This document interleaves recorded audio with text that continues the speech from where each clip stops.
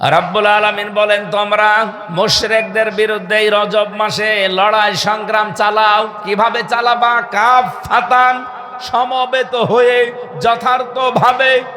কামা ইউকাতিলুনাকুম কাফা, ওরা সমবেত হয়ে যথার্থভাবে যেভাবে তোমাদের বিরুদ্ধে ওরা যুদ্ধ চাপিয়ে দিচ্ছে। আজ তামাম পৃথিবীর সব মুশরিক দেখেন এক হয়ে গেছে, কিন্তু রজব মাসে এখনো আমরা মুসলমানেরা এক হতে পারলাম না। এ রজব মাস আসার পরে দেখছি মুসলমানদের ভেতরে আরো ফাটল ধরছে বেশি। কথা বলেন না কেন? ভারতে আজ পিটিয়ে মানুষ মেরে ফেলছে মুশরিকরা মুসলমানদের। শুধু বাড়ি বাংলাদেশে এই নামে মানুষ মেরে ফেলেছে ওরা, অথচ বাংলাদেশের মানুষ সেনা মানুষ ভারতের কলকাতায় বাড়ি, গিয়েছিল গুজরাটে, পিটিয়ে মেরে ফেলেছে। যে তোর বাড়ি বাংলাদেশ, তুই বাংলায় কথা বললি কেন? বাংলার মুসলমানেরা আজ ওরা ঐক্যবদ্ধ হয়ে সব মুশরিকরা যারা শিরিক করে সব এখন এক জায়গায় হয়ে গেছে মুসলমান নিধন করার জন্যে। আর আমাদের ভেতরে ফাটল ধরাতে ওরা খুব গোপনে কাজ করে যাচ্ছে।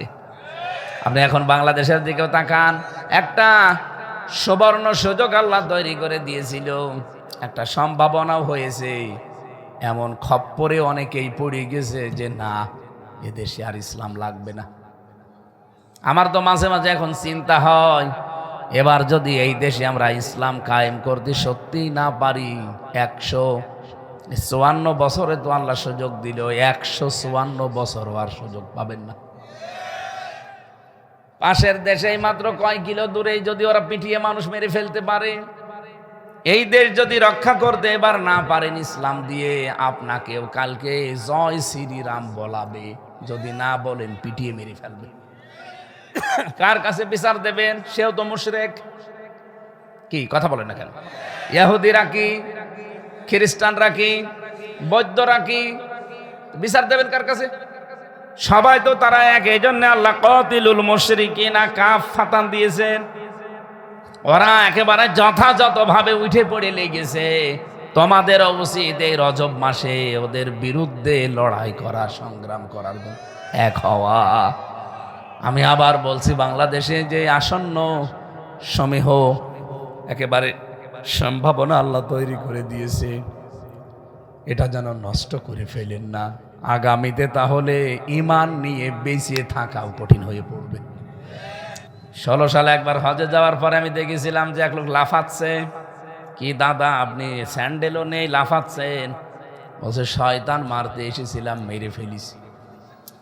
শয়তান মারে কি দিয়ে? মানুষ পাথর দিয়ে। পাথর তো মারতে মারতে শেষ, এমনকি স্যান্ডেলও মেরে দিয়েছে। স্যান্ডেলও মেরে দিলেন, এত রাগ। এখানে মাত্র পাথরের পিলার বানানো আছে, 1টা 2টা 3টা।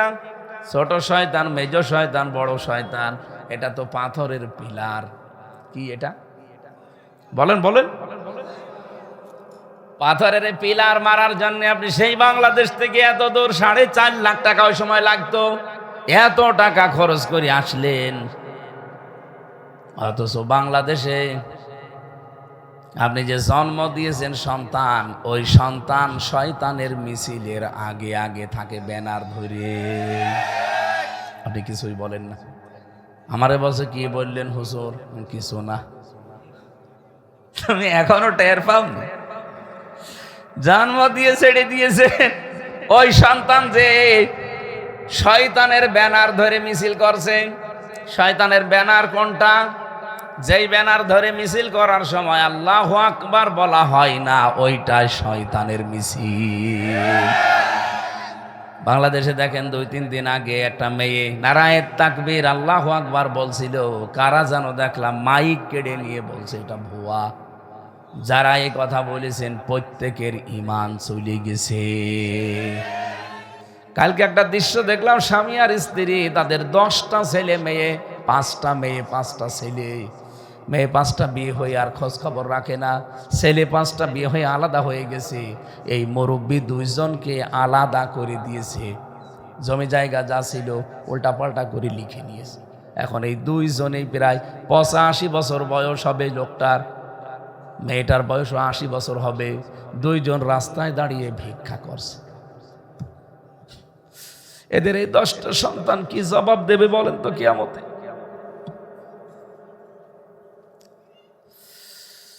যাদের বেঁচে আছে আসেন আমরা একটু চেষ্টা করি। হ্যাঁ, অনেকের মন পাওয়া সম্ভব না, আপনি জীবনও আপনার বর মন 100 ভাগ পাবেন না যদি হকগুলো আদায় করতে চান, আমিও জানি। কিন্তু দুনিয়ার সব হারিয়ে গেলেও একদিন না একদিন আবার আস্তে আস্তে পাওয়া যাবে। মা বাপটা একবার চলে যাক, তামাম দুনিয়া খুঁজলেও পাবেন না। চ্যানেলটি সাবস্ক্রাইব করে আমাদের সঙ্গেই থাকুন। আউযু বিল্লাহি মিনাশ শাইতানির রাজিম। বিসমিল্লাহির রহমানির রহিম।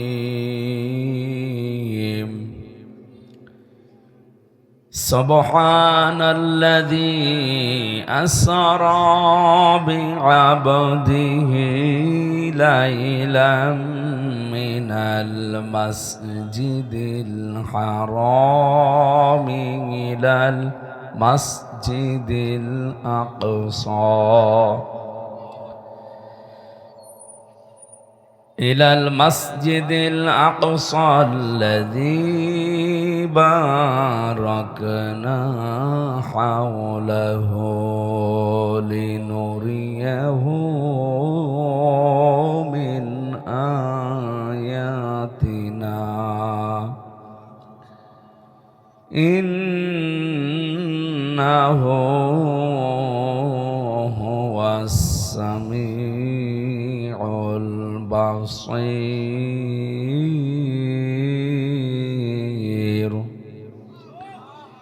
صدقت يا ربنا।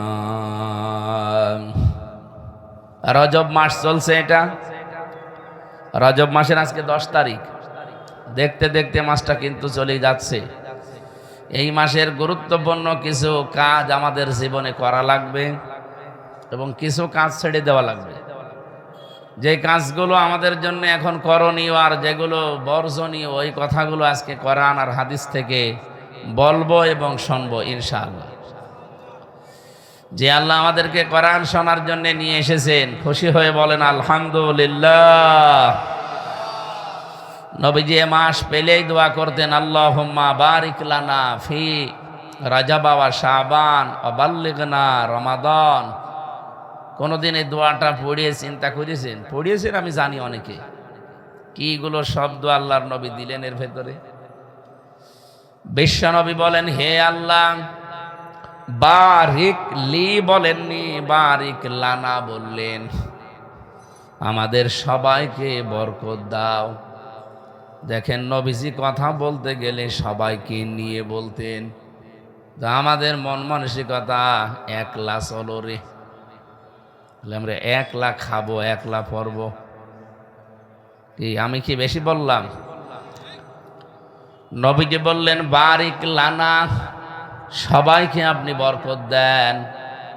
ফি রজব ওয়া শাবান, রজব এবং শাবানের, ওয়া বাল্লিগনা রমাদান, আর আমাদের সবাইকে আপনি পৌঁছিয়ে দেন রমজান পর্যন্ত। উনি কিন্তু দোয়া করার সময় বলেননি যে শুধু আমার হায়াত বাড়িয়ে দেন, আমি বাঁচতে চাই, দুনিয়া আর কেউ বেঁচে থাক আমি চাই না। তাহলে বারিক লি বলতেন অথবা বারিক নি বলতেন।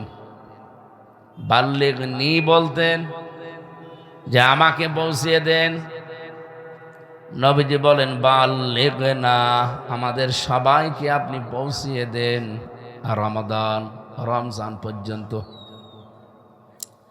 আমি যে কথা খুব সহজে বলতে চাই, এই রজব মাস পেয়ে 12টা মাসের নাম আল্লাহ কোরআনে দিয়েছেন, কিন্তু একটা মাসের নাম উল্লেখ করেছেন রমজান। বাকি 11 মাসের নাম আপনি কোরআনে পাবেন না, একবারে আছে। ইন্না ইদ্দাতাশ শুহুরি ইনদাল্লাহি ইসনা আশারা শাহরান ফি কিতাবিল্লাহ। রব্বুল আলামিন বলেন, আসমান আর জমিন আমি যেদিন তৈরি করি, ইয়াউমা খালাকাস সামাওয়াতি ওয়াল আরদা মিনহা আরবাতুন হুরুম, আসমান আর জমিন যেদিন বানাই, ওই দিন আমার কিতাবের ভেতরে 12টা মাসের নাম আমি লিখে রেখেছিলাম, তার ভেতরে রজব একটা। যদিও রজব মাসের নামটাই আয়াতে নেই, এই মিনহার বাতুন হরুম আয়াতের তাফসিরের ভেতরে 4টা মাসের নাম পেয়েছি, জিলকাদ, জিলহজ, মুহররম আর রজব। এই 4টা মাস আল্লাহর কাছে পবিত্র। এমনকি সে পৃথিবী তৈরি হওয়ার পর থেকে এ পর্যন্ত দুনিয়ায় যারাই এসেছে তারা যদি কাফেরও ছিল, তারপরেও এই 4 মাস তারা সম্মান দিত, বিশেষ করে রজব। এত সম্মান দিত তারা, এ মাস আসলে তাদের মারামারি বন্ধ করে দিত। কারো সাথে গন্ডগোল চলছে, কেস আছে, মামলা চলছে, বলছে ঠিক আছে মামলা হবে, আবার কেস নতুন করে স্টার্ট করব, কিন্তু এ মাস চলে যাক। তাদের যত রকমের অপকর্ম ছিল সব এই মাসে তারা স্টপ করে দিত। সারা 11 মাস তারা মদ খায়, জেনা করে, চুরি করে, ডাকাতি করে। রজব আসলেই বলতো ঠিক আছে এগুলো সব থাক, এ মাস পবিত্র মাস, এগুলো আবার করব, কিন্তু আবার এ মাস চলে যাওয়ার পর। আমার প্রশ্ন, আমরা 92% মুসলমানের এই দেশে রজব মাস পেয়ে এই সম্মান আমরা এখনো দিতে পেরেছি? কাফেররা, মুশরিকরা এই সম্মান দিত। তারা জেনা করলে জেনা বন্ধ করে দিত, বলতো এ মাসে থাক। চুরি করলে চুরি বন্ধ করে দিত, ডাকাতি করলে ডাকাতি বন্ধ করে দিত, সাদাবাজি করলে সাদাবাজি বন্ধ করে দিত।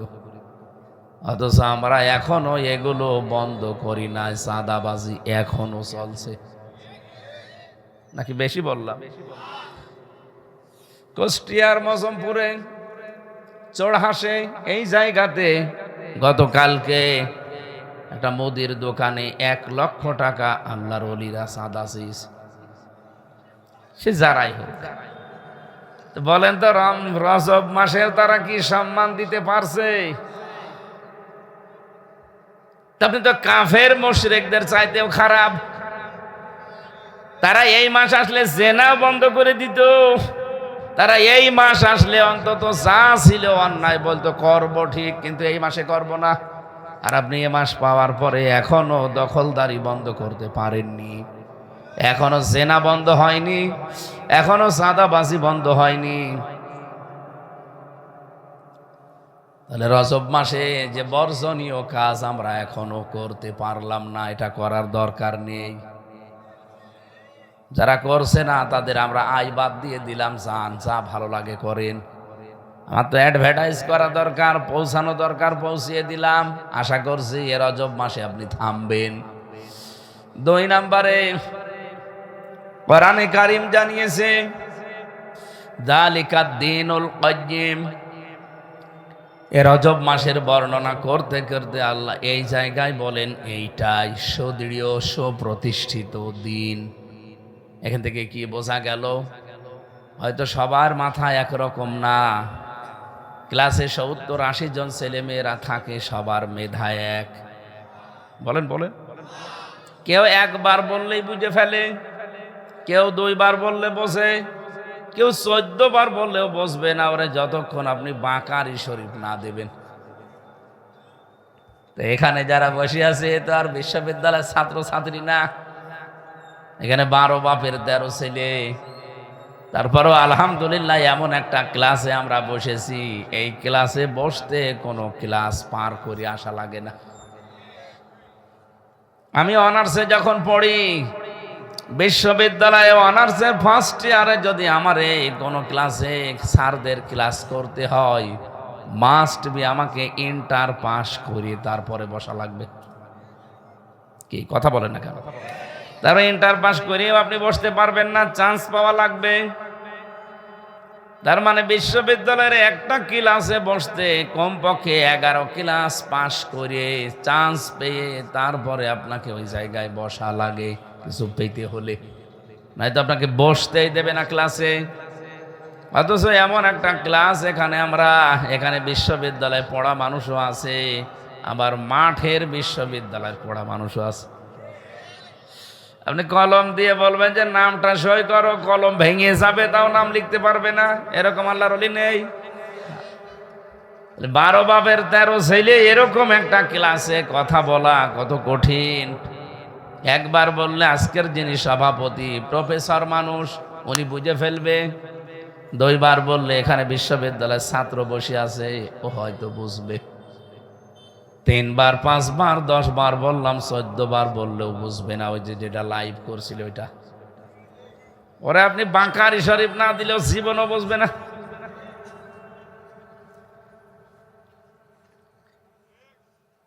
দেখেন, জালিকাদ দীনুল কাইয়্যিম বললাম, কয়েকজন বাদ দিয়ে কিছুই বোঝেননি। এবার আমার ব্যাখ্যা করা লাগবে। আল্লাহ রজব মাসের বর্ণনা দিতে দিতে কেন এই শব্দটা বললেন, আপনি কি কোনোদিন চিন্তা করেছেন? চিন্তা করবেন কখন? খেয়েই তো সমর পান না। একজন ডাক্তারের কাছে গেছে, ডাক্তার বলছে আপনার যা অবস্থা, আপনি শুধুমাত্র সকালবেলা 2টা, দুপুর বেলা 2টা, আর রাত্রে 2টা 3 রুটি খাবেন 3 বেলা। বলছে ডাক্তার সাহেবের রুটি কি আমি ভাত খাওয়ার পরে খাবো না আগে খাবো? আপনার যা ডায়াবেটিস, ভাত খাওয়া যাবে না, রুটি খাবেন, তাও সকালে 2টা, দুপুরে 2টা, বিকালে 2টা, এই শেষ। আর কিছু খেতে পারবেন না। আরো খাওয়ার মানুষ তো, ডায়াবেটিস তো এমনি হয়নি। বলছে ভাই রুটি খাবো, কিন্তু এটা কি খাওয়ার আগে না পরে? ওর কি জীবনে অসুখ ভালো হবে? আমার ভাইরা,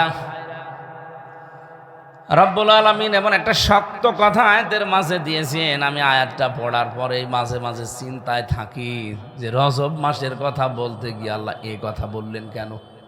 এইটাই সুপ্রতিষ্ঠিত দিন। দেখেন এখানে দিনের আগে আলিফ লাম দেওয়া আছে, আর দিন, এরপর কাইয়্যিম, এর আগে আলিফ লাম দেওয়া আছে। এটা সুদৃঢ় একমাত্র দিন পৃথিবীতে আমার আল্লাহর কাছে পছন্দনীয়। এর ব্যাখ্যা আল্লাহ নিজে অন্য আয়াত দিয়ে করেছেন, ইন্নাদ-দীনা ইনদাল্লাহিল ইসলাম। আমার কাছে মনোনীত একটাই ধর্ম আছে, তার নাম কি? ওমাই ইয়াবতাগি গায়রাল ইসলামি দীনান ফালা ইউকবালা মিন। এই পৃথিবীতে ইসলাম বাদ দিয়ে যদি কোনো নিয়ম নীতি মেনে আল্লাহকে কেউ রাজি করতে চায়, ফালাই ইউকবালা মিন, ওর জীবনের কোনো ইবাদত বন্দেগী কবুল হচ্ছে না, হবেও না।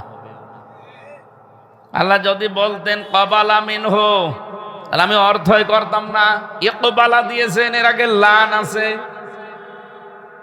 ইসলাম বাদ দিয়ে আপনি যা করবেন জীবনে, যদি মনে করেন এটা দিয়ে আল্লাহকে রাজি করা যায়, আপনি ভ্রান্ত ধারণায় আছেন, জীবনে ওটা কবুল হবে না। বলেন তো, কেউ ইসলাম বাদ দিয়ে যদি বিয়ে করে, ওটা কি বিয়ে হয়? কথা বুঝে শুনে বলে। সারা পৃথিবীতে 4,500 ধর্মের মানুষ আছে, শুধু ইসলাম বাদ দিয়ে 4,499টা ধর্ম সবাই পালন করছে। তাদের একজনেরও বিয়ে পৃথিবীতে হচ্ছে। এবার আওয়াজ কমে গেছে। কথা কি বলেন, আপনি কি নিজে বোঝেন? এটা আন্তর্জাতিকভাবে কি অবস্থা দাঁড়াবে বলেন তো? তাম পৃথিবীর মানুষ তো শুধু মুসলমান বাদে এক হয়ে যাবে। কি আমাদের তাহলে বিয়েই হচ্ছে না? এ ফতোয়া দিয়েছে আমির হামজা, ধর ওরে। এ ফতোয়া কি আমার? কার?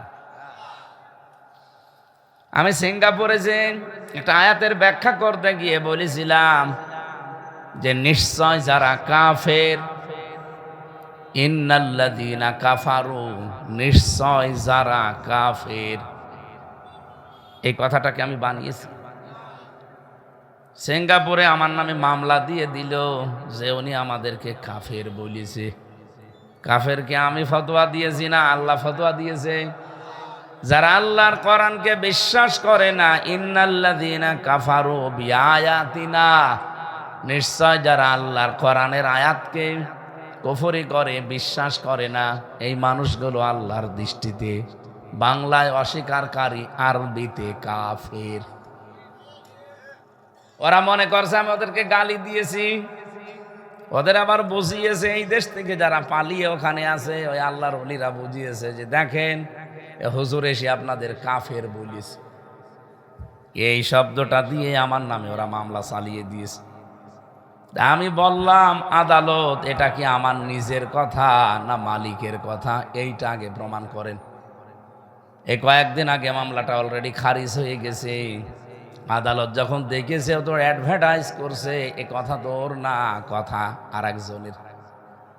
তা আমি যে বললাম ইসলাম বাদ দিয়ে বিয়ে করলে বিয়ে হয় না, এ কথাটা হামজার না আল্লাহর?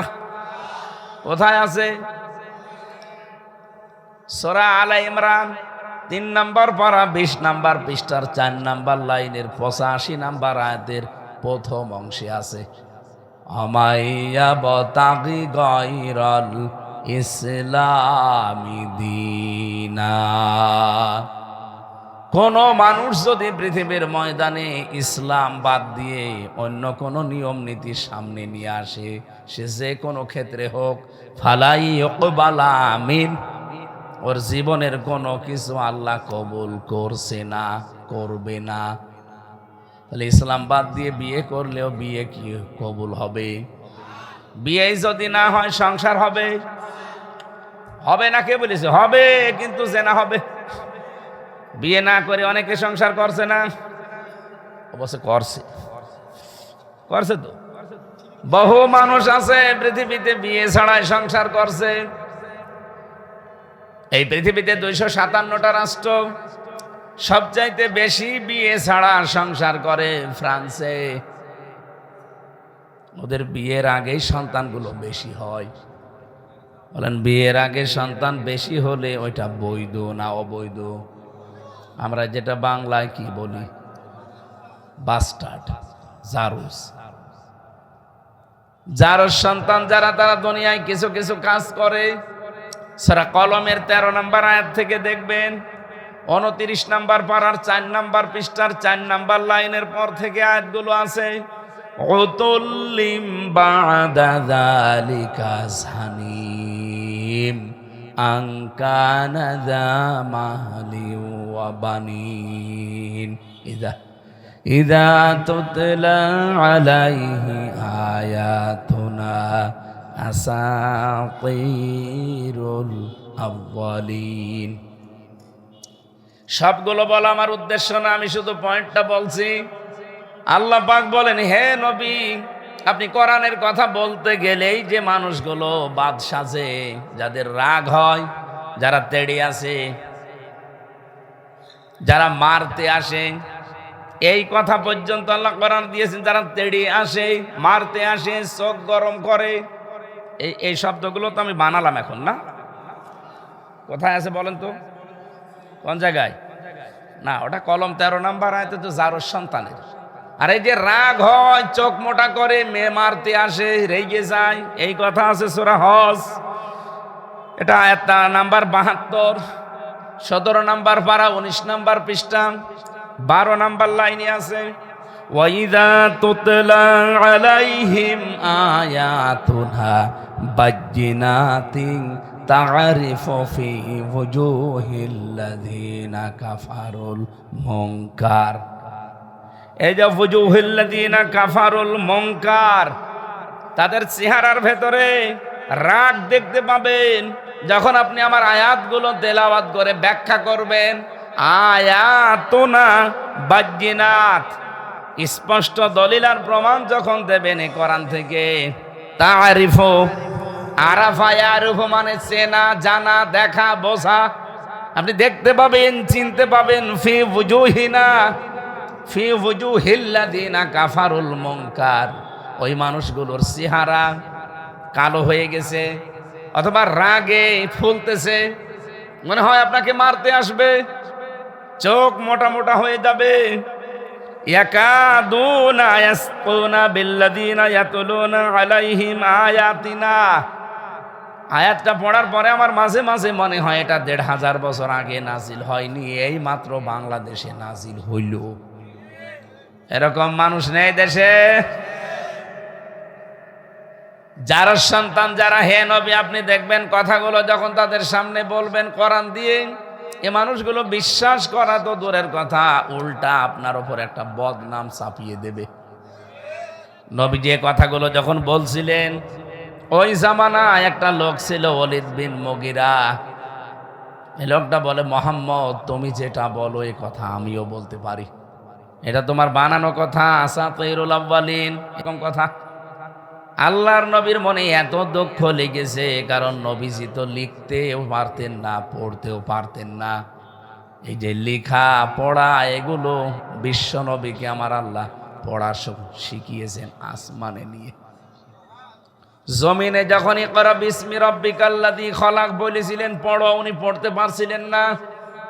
আমার ওইটা আলোচনা না, আমার আলোচনা হচ্ছে যে নবী নিজে কোনোদিন লেখেন নাই, তাকে বলছে এটা পূর্ববর্তীদের কিচ্ছা কাহিনী, এটা তুমি এখন নতুন করে লিখে নিয়ে এসেছো। নবীজিকে উম্মি বলা হয় কেন বলেন তো? উনি কি লিখতে পারতেন? বলেন বলেন। আল্লাহর নবী মনে এত কষ্ট পেয়েছেন, এত দুঃখ পেলেন, ওই দিনই বলেছিলেন যে তোমার জন্মের ঠিক নেই। একেবারে রেগে গেছে, আমার উপরে রাগ না করে মাকে জিজ্ঞাসা করো, জন্মের কাহিনী সবচাইতে বেশি জানে আপনার আমার কে? আরো জোরে বলেন। জন্মের পরে মা যদি বলতো যে ডোনাল্ড ট্রাম্প তোর বাবা, ওইটাকে বাবা বলা লাগতো? কি কথা বলছে না কেন? কারণ আপনার বাবাও জানে না আপনার বাবা আসল বাবা কিনা। কি কথা বলছে? আপনার বাবা জানে কি আসল বাবা নাকি? ও খালি চেহারার মিল থাকলে হয়?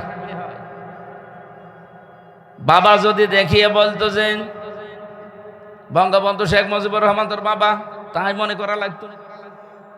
যদিও এখন আর হয়তো না, কারণ সে তো মরে গেছে। এই লোকটা এক দৌড়ে বাড়িতে গিয়ে ওর মাকে ডাক দিয়ে বলছে, মা কি হয়েছে রে? আমার বাবাকে। তোর বাবা? তোর বাবা? না, ও বাবা আমি মানি না, সত্যি করে বলো আমার আসল বাবাকে। ওর মা বলছে, বাবারে তোর মাথা কি খারাপ হয়ে গেল? এতদিন তো কিছুই বলতে না, আজকে হঠাৎ করে কি হয়েছে? ওর মা বলে, ছেলেটা ডাক দিয়ে বলছে, মা আব্দুল্লাহর ছেলে মোহাম্মদ আমাকে আজকে জারজ বলে গালি দিয়েছে, আমার নাকি জন্মের ঠিক নেই। মা মাথা নিচু করে বলছে, সন্তান ওই ছেলের পেছনে কেন লাগতে গেলি? ও যা বলে ঠিকই হয়। তোর জন্ম আসলে তো তোর বাবা দেয়নি, দিয়েছে বাড়ির রাখাল। তোর বাবা ওই সময় ব্যবসার কাছে অনেকদিন বাইরে ছিল, জন্মটা রাখাল দিয়ে দিয়েছি, পরে তোর বাবার নামে চালিয়ে দিয়েছি। ওর মাথা হেট হয়ে গেল। তাই তো মোহাম্মদ যেটা বলেছে তো এমনি বলে নাই। নবীজি ওই দিন ওকে সূরা কলমের 13 নাম্বার আয়াত তেলাওয়াত করে শুনিয়েছিল।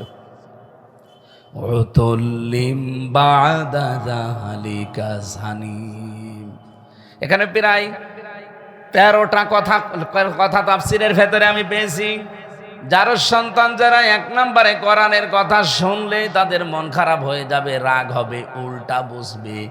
তাহলে বাংলাদেশে আজ যারা নবী নেই, নবীর ওয়ারিসরা আছে, আলেমরা আছে, এদের মুখে কোরআনের কথা শুনলেই শুধু উল্টাপাল্টা চিন্তা করে, মনে করে মনে হয় বানিয়ে বলছে। দেখা লাগবে তার জন্মের হাত দিয়ে যে ঠিক আছে কিনা। জারজদের কাজই প্রথমে এইটা। 2 নম্বরে জারজ সন্তান যারা, তারা এই পৃথিবীতে সবচাইতে বেশি মুহাম্মদ রাসূলুল্লাহর সম্মান নষ্ট করার জন্য এগ্রেসিভ থাকে, সব সময় এগিয়ে থাকে। আপনি তামাম দুনিয়ার জরিপ নেন, ইন্টারনেট এখনই খোলেন, 257টা রাষ্ট্রের সবচাইতে বেশি জারজ যেহেতু ফ্রান্সে, মাঝে মাঝে দেখবেন ওখান থেকে নবীর নামে গালি আসে। এমনি গালি দেয় মনে করছেন? জন্ম ঠিক না থাকলে তো গালি এই শ্রেষ্ঠ মানুষকে দেবেই। কি করে তারে অপমান করা যায়, তাকে অপদস্থ করা যায়, কি করে পৃথিবীর মানুষের সামনে তার সম্মান খাটো করা যায়, সব সময় তারা এই চিন্তায় লেগে থাকে। আমি সবগুলো বলা উদ্দেশ্য না, 13টা পাবেন বললাম তো সূরার নাম, আপনি বাড়ি যেয়ে দেখে নিয়েন। আমার যে কথা ছিল, বিয়েটা হওয়ার আগেই জন্ম দিলে যেমন জন্ম অবৈধ হয়, আমরা যেন ইসলাম বাদ দিয়ে বিয়ে করি, তাহলে ওই বিয়ে যেহেতু হচ্ছে না। হিন্দুদের এখন যদি বলেন আপনার 7 পাক না 70 পাক দিলেও বিয়ে হবে না, কারণ এটা ইসলামে এই পাক দেওয়া নেই। আছে ইসলামে কি আছে? ইজাব আর কবুল। তাহলে ইজাব আর কবুল হয়ে গেলে একটা বিয়ে হয়ে যায়। ইসলামের ভেতরে থেকে আপনি বিয়ে করলেন, শেষ। এর বাইরে যদি কিছু করেন, ওটা কিন্তু আর বিয়ে হবে না, বিয়ের নামে খেলা হবে। এক কথা বলেন না কেন? ইসলামে কি ইজাব কবুলের বাইরে আর কিছু আছে? এই যে বরযাত্রী নিয়ে যাওয়া আছে, এই যে যায় যারা, তারা বলছে না আজকে থেকে এই সিস্টেম বাংলাদেশে বাদ দেওয়া লাগবে। অন্তত এই পাবনার চাটমোহর থেকে আরম্ভ হবে যে বরযাত্রী ইসলামে নেই, আমরা যাব না। বলে এতদিন আমার খাইলো, আমি যাব না মানে আমিও যাব না। ইসলামে যেহেতু অলিমা আছে, কি আছে? এখানে শুধু একটা ছেলে বাদ দিয়ে বাকি সবাই তো আমরা বিবাহিত। ওইটা অনার্সে পড়ে, ওর এখনো বিয়ে হয়নি। আপনারটা বাদ দিলাম। এই যে এই লাইনে যারা আছে, আমি এদেরকে বলছি বিয়ে করেছি আমরা সবাই, একজন বাদ দিয়ে। বলেন তো আমরা অলিমা করেছি কি? দেন। এত বড় বড় দাড়ি নিয়ে বসে আছে, অলিমা করেনি, বরযাত্রী নিয়ে গেছে, করেছে, একটা পাওয়া গেল, আলহামদুলিল্লাহ। এটা করেনি, এটা মাথা দোলালে হবে? অলিমা করা লাগবে। আমি করবো মানে বিয়ে করেছেন আপনি, আর অলিমা আমি করবো? ওনার অলিমা করা লাগবে বুড়ো বয়সে। ছাগল কালকে 5-6টা জবাই করবে, দাওয়াত দেবেন যারে পারেন। অলিমা কি ছেলের বাড়ি হয় না মেয়ের বাড়ি? আমারও বাকি আছে, আমারও করা লাগবে। না না, আমি বরযাত্রী বেশি নেইনি, কয়েকজন। সুতরাং আমরা ইসলামে যেহেতু এটা নেই, আজকে থেকে মাইনাস হবে। কেউ বরযাত্রীর দাওয়াত দিলে না আমি এই কাজে নেই, এ বলা যাবে না? বলেন বলা যাবে? হ্যাঁ, দাওয়াত দিতে চান আমি যাব, অলিমা করেন, দরকার হয় বংশ সহ নিয়ে যাব। এ কথা বলেন না কেন? ইসলাম বাদ দিয়ে যেমন বিয়ে করলে বিয়ে হচ্ছে না, ইসলাম বাদ দিয়ে কেউ যদি ব্যবসা করে, ব্যবসা হবে না, সুদ হবে। আরো জোরে বলেন। ইসলাম বাদ দিয়ে কেউ যদি সমাজ চালায়, সমাজ চালানো হবে, সেখানে দুর্নীতি আসবে। ইসলাম বাদ দিয়ে কেউ যদি রাজনীতি করে, রাজনীতি হবে না, দুর্নীতি হবে। আপনি কোনটা বাদ দিয়ে করবেন? ইসলাম বাদে পৃথিবীর কোনো কাজই যেহেতু আল্লাহ কবুল কর, আজকে থেকে সিদ্ধান্ত নেওয়া লাগবে ইসলামের বাইরে আমি সন্তানও জন্ম দেব না। 16 সালে একবার হজে যাওয়ার পরে আমি দেখেছিলাম যে এক লোক লাফাচ্ছে। কি দাদা, আপনি স্যান্ডেলও নেই, লাফাচ্ছেন? বলছে শয়তান মারতে এসেছিলাম, মেরে ফেলিস। শয়তান মারে কি দিয়ে মানুষ? পাথর দিয়ে। পাথর তো মারতে মারতে শেষ, এমনকি স্যান্ডেলও মেরে দিয়েছে। স্যান্ডেলও মেরে দিলেন, এত রাগ। এখানে মাত্র পাথরের পিলার বানানো আছে, 1টা 2টা 3টা। ছোট শয়তান, মেজ শয়তান, বড় শয়তান, এটা তো পাথরের পিলার। কি এটা? বলেন বলেন। পাথরের পিলার মারার জন্য আপনি সেই বাংলাদেশ থেকে এত দূর, 4.5 লাখ টাকা ওই সময় লাগতো, এত টাকা খরচ করে আসলেন। অথচ বাংলাদেশে আপনি যে জন্ম দিয়েছেন সন্তান, ওই সন্তান শয়তানের মিছিলের আগে আগে থাকে ব্যানার ধরে। আপনি কিছুই বলেন না। আমারে বলছে কি বললেন হুজুর? কিছু না। তুমি এখনো টের পাও না? জন্ম দিয়ে ছেড়ে দিয়েছে ওই সন্তান যে শয়তানের ব্যানার ধরে মিছিল করছে। শয়তানের ব্যানার কোনটা? যেই ব্যানার ধরে মিছিল করার সময় আল্লাহু আকবার বলা হয় না, ওইটাই শয়তানের মিছিল। বাংলাদেশে দেখেন 2-3 দিন আগে একটা মেয়ে নারায়ে তাকবীর আল্লাহু আকবার বলছিল, কারা যেন দেখলাম মাইক কেড়ে নিয়ে বলছে এটা ভুয়া। যারা এই কথা বলেছেন প্রত্যেকের ঈমান চলে গেছে। আপনি যেই হন না কেন, আপনি আমার বাবা হলেও আমাকে কথা বলা লাগবে, কারণ আল্লাহর উপরে তো আর আপনি না। আপনি জন্মের পরে আপনার ডান কানে বাম কানে আমি এই শব্দটাই শুনিয়েছিলাম যে আল্লাহু আকবার, আল্লাহ বড়। আর সেই কথা দিয়ে আমি একটা স্লোগান দেব, মিছিল করব, আপনি করতে দেবেন না। তা আপনি মুসলমান থাকেন কি করি?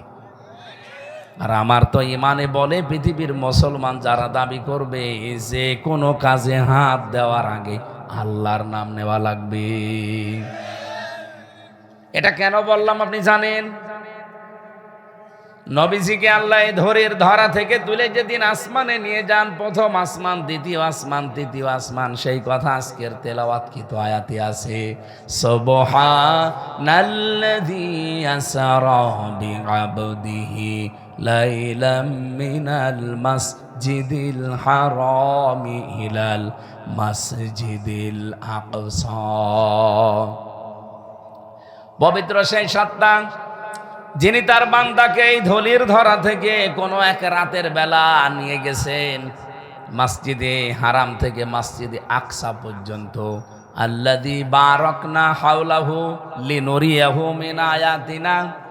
এ বিশাল সফরে আমার আল্লাহ তাকে বিভিন্ন নিদর্শন দেখিয়েছেন এবং তার চারিপাশে আল্লাহ বরকত দিয়ে ঢেকে রেখেছিলেন। কি কি দেখিয়েছিলেন নিয়ে প্রথমে দেখালেন তাকে জান্নাতের ভেতরে যত নিয়ামত, এইগুলো জান্নাতের নিয়ামত দেখতে দেখতে দেখলেন একটা সবুজ গম্বুজ, চারিদিকে ঘেরা আছে, নালা করা, বিসমিল্লাহির রহমানির রহিম লেখা। কাছে যাওয়ার পরে জিবরাইলকে বললেন, ইয়া আখি জিবরাইল উনজুর ইলাইকা। হে ভাই জিবরাইল, আমার দিকে তাকান, এ ঘরটা কিসের? এত মনোরম, এত সুন্দর, চারিদিকে পানি পড়ে। হযরতে জিবরাইল বলছে, আপনি দেখেন না চারিদিকে কি লেখা আছে? বিসমিল্লাহ মিম থেকে, আল্লাহ শব্দের হা থেকে, রহমান শব্দের নুন থেকে, রহিম শব্দের মিম থেকে যে ফোঁটা ফোঁটা পানি পড়ে, এই পানিগুলো লালা হয়ে আসে, এসে এই গম্বুজের ভেতরে পড়ে গম গম শব্দ হয়। হে নবী, এইটার নাম সেই হাউজে কাউসার। নবীজি বললেন, আমাকে দেখান। পোড়াটা দেখলেন, এত স্বচ্ছ নির্মল পানি। নবীজি বললেন, এর গুণাগুণ কি? জিবরাইল বলে, হে নবী, কিয়ামতের কঠিন ওই ময়দানে আপনার উম্মত যখন দিশেহারা হয়ে যাবে, এখান থেকে এক গ্লাস পানি যদি কেউ পান করতে পারে, জান্নাতে যাওয়ার আগ পর্যন্ত তার আর পিপাসা লাগবে না। আল্লাহর নবী পৃথিবীতে আসার আগেই জিবরাইলকে বলেছিলেন, এই পানির কথা আমার বারবার মনে পড়ছে, কি করলে পানি পাওয়া যায়? ফেরেশতা ওই সময় তাকে জানিয়ে দিয়েছেন যে এই যে বিসমিল্লাহ লিখা, দুনিয়াতে যে কোনো কাজে যেই লোকটাই বিসমিল্লাহর আমল করবে, আল্লাহ তাকে এই পানি পান করাবে।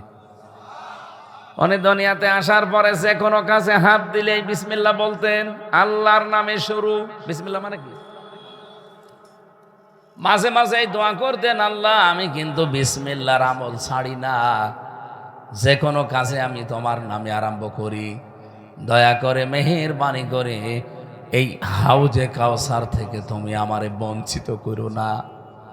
নবীজির মনের ভাষা আমার আল্লাহ বুঝতে পেরে কোরআনের আয়াত নাজিল করে তাকে সান্ত্বনায় দিয়ে দিলেন, ইন্না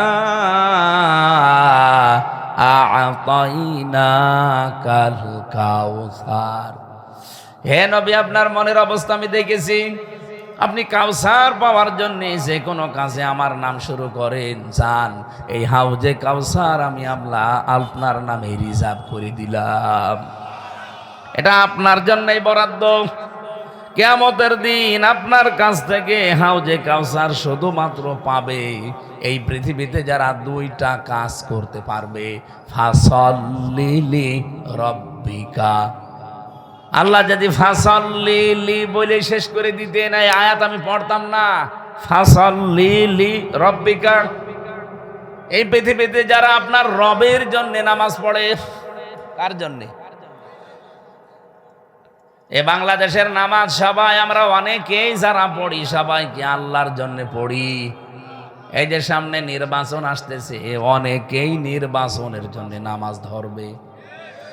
নির্বাচনের ৫-৬ দিন পরে রমজান শুরু, অনেকে রমজানে লোক দেখানোর জন্যও নামাজ ধরবে। এ কথা বলছে না কেন? তাহলে ওর নামাজ কি লিরব্বিকা হবে? রবের জন্য হয়নি, নামাজ হয়েছে ভোটের জন্য, নামাজ হয়েছে রমজানের জন্য। আপনি হাউজে কাউসার পাবেন না, কথা কাটছাট। হাউজে কাউসার নবীর হাতে পেতে হলে মাস্ট বি আপনাকে নামাজি হওয়া লাগবে। কার জন্যে? আর আমার মনে হয় আল্লাহর জন্য কেউ যদি নামাজ ধরে, শীত যা পড়ছে এর চাইতে কড়া শীত পড়লেও সে নামাজ ছাড়বে না। অনেকে শীতের দোহাই দিয়ে বলে এত ঠান্ডায় নামাজ পড়া যায়। শুধু নামাজ পড়লেই কাউসার পাবে তা না, ওয়ানহার কোরবানি দেওয়া লাগবে। এই নাহার শব্দের অর্থ এখানে তিনটা। তাফসিরে ফি জিলালিল কোরআনে আছে, নাহার মানে হজের ক্রিয়াকলাপ, নাহার মানে ইবাদত বন্দিগি, নাহার মানে পশুর গলায় ছুরি দেওয়া। আপনি বলেন তো কোনটার ভেতরে আপনি আছেন? নাহারে। হজের কাজ কারবার খুব কঠিন। পৃথিবীতে যত ইবাদত আছে সবচাইতে বড় কঠিন ইবাদতের নাম কি? হজ। আমি 26 বছর বয়সে গিয়েছিলাম, এত কঠিন। আমার মতো যুবক মানুষে যদি হেল খেয়ে যায়, 90 বছরের মুরব্বী মানুষ হজ করতে যায়, ওর হজ জেদ্দার বিমানবন্দরও আসে না। যতগুলো ফরজ কাজ আছে একটাও তার দ্বারা সম্ভব না। অত বড় বিশাল কাবা শরীফ 7 বার ঘোরা, যদি নিচে জায়গা না পায়, নিচে তো জীবনও জায়গা পাবে না, ঘোরা লাগবে 2 তলা 3 তলা 5 তলা দিয়ে। বলেন অত বড় বিশাল এরিয়া ঘুরতে আপনার কমপক্ষে 7 পাক মারতে গেলে প্রায় 3.5 কিলোমিটার। 90 বছরের মুরব্বী হাঁটতেই পারে না, ওর 3.5 কিলোমিটার দৌড়াবে কি করে? সাফা মারুয়া দৌড়াদৌড়ি করা লাগে প্রায় 7 কিলোমিটার হয় 7 বারে। এত বড় বিশাল এরিয়া। এই জন্য আমি হিসাব করে দেখেছি, না, নাহারের প্রথম অর্থ যে হজের কার্যকলাপ আল্লাহর নবী বর্ণনা করছেন এমনি না। 2 নম্বরে আপনাকে ইবাদত বন্দেগী, এর নাম হচ্ছে নাহার। ইবাদত মানে শুধু নামাজ পড়া, রোজা রাখা আর হজ করাই না। ইবাদত মানে পৃথিবীতে যা করবেন ওইটাই ইবাদত। আমি এই যে টয়লেটে গিয়েছিলাম প্রসাব করার জন্যে, বাম পা দিয়ে প্রবেশ করে ডান পা দিয়ে বের হয়ে ওখানে যে 2-3 মিনিট সময় কাটিয়েছি, আমার পুরাটা ইবাদত হয়ে গেছে।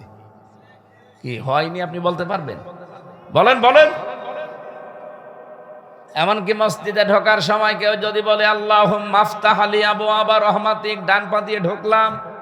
বের হওয়ার সময় যদি বাম পা দিয়ে বলে আল্লাহুম্মা ইন্নী আসআলুকা মিন ফাদলিক, যদি আপনি 5 মিনিটও মসজিদে থাকেন, এই যে যাওয়া আসা বের হলেন, পুরাটাই ইবাদত। আমার তো মাঝে মাঝে প্রশ্ন জাগে যে পৃথিবীতে ইবাদত হয় না কোন কাজে? আপনি কি যদি স্ত্রীকে পিটান, ওইটাও ইবাদত, কিন্তু 4টা কারণে। ও যদি ফরজ নামাজ না পড়ে, ফরজ রোজা না রাখে, ফরজ পর্দা যেটা এটা যদি না করে, আর স্বামীর জায়েজ হুকুম যদি না মানতে চায়, কারণে বউ মারলে ইবাদত। কথা বলে না কেন? আমার প্রশ্ন আমি হয়তো আপনাদের কাছে করেছি এবং উত্তরও পেয়ে গেছি। পৃথিবীর কোনো কাজ ইবাদতের বাইরে নেই। তাহলে এই নাহার মানে আপনার ইবাদত হওয়া লাগবে, রান্নাঘর থেকে শুরু করে একেবারে আন্তর্জাতিক জীবন পর্যন্ত। আর এটা কতদিন করবেন? না, সূরা হিজরের 99 নম্বর আয়াতে আছে, 14 নম্বর পারা 6 নম্বর পৃষ্ঠার। এটা খুব সম্ভবত হচ্ছে 7 নম্বর লাইনে পাবেন। আল্লাহ পাক বলেন ওয়া'বুদ রাব্বাকা হাত্তা ইয়াতিয়াকাল ইয়াকিন। ইবাদত ওই পর্যন্ত করবা যতদিন ইয়াকিন না আসে। এখানে ইয়াকিন মানে বিশ্বাস না, ইয়াকিন মানে মরণ। ইয়াকিন মানে কি? যতদিন মরণ না হয় ততদিন ইবাদত বন্ধ করা যাবে। তার মানে আমার এই যে পশুর গলায় কোরবানি দিলাম, ছুরি দিলাম, এইটাও আমার ইবাদত। দুনিয়াতে আমার কষ্ট ক্লেশ সহ্য করার জন্য এই ট্রেনিংটা আল্লাহ দিচ্ছে। তাহলে দুনিয়াতে যত কষ্ট ক্লেশ আছে, দুঃখ যন্ত্রণা আছে, ইসলামের ওপরে মানতে গিয়ে চলতে গিয়ে পাওয়া যায়। এইটা যার জীবনে যত বেশি আসবে, কিয়ামতের দিন নবীর হাতে তত তাড়াতাড়ি কাউসার পাবে। এই যে এই দুইজন চাকরি করে, একই অফিসে একই বেতন, এর মাসে মাসে জিনিসের অভাব তো পড়ে না, আর ওনার সংসারই চলে না। মাঝে মাঝে বাড়িতে দুইজনের স্ত্রীর গন্ডগোল হয়। চাকরি তো দুইজনেই করো, ওর তো কোনো জিনিসের অভাব হয় না, কি জানে মন তোর, আর তোমার তো সংসারই চলে না। এই যে কত রকমের উল্টাপাল্টা কথা পরিবারের কাছে শোনা লাগে, ছোট হওয়া লাগে, ঝগড়া হয়, তারপরও আল্লাহর সিদ্ধান্তের বাইরে লোকটা যায় না। এইটাও নাহার। এটা কি? হাউজে কাউসার পেতে হলে নবীজি যার মাধ্যমে পেলেন সেটা হচ্ছে আল্লাহর নামে কাজ আরম্ভ। উনি যে কোনো কাজে নাম বলতেন কার? তাহলে তার উম্মত হিসাবে আমাদেরও সিদ্ধান্ত নেওয়া লাগবে, যে কোনো কাজ আমি করতে চাই আল্লাহর নামে। যেই দল করলে আল্লাহর নাম বলা যায় না, ওই দলে আমি নেই। কারা কারা সিদ্ধান্ত নিতে পারবেন দেখি হাত তোলেন তো। আন্দাজ হাত তুলবেন না, আমি কিন্তু ধরে ফেলবো। দেখেন তো হাত তোলেনি কে? ও যে পকেটে হাত দিয়ে আছে, আলহামদুলিল্লাহ।